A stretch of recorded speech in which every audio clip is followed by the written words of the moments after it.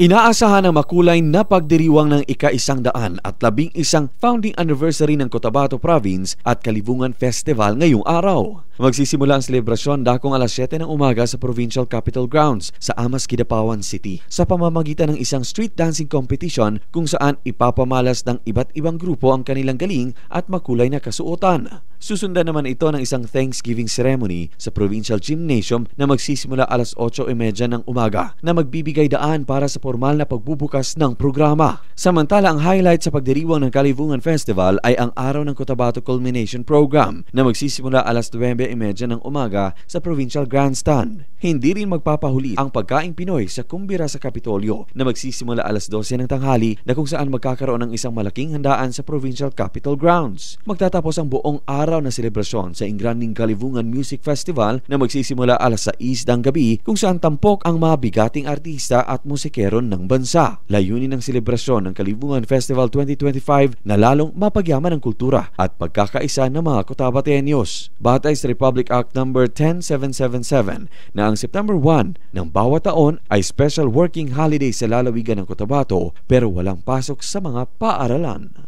Luigi Alan Tutor, NDBC Bida Balita.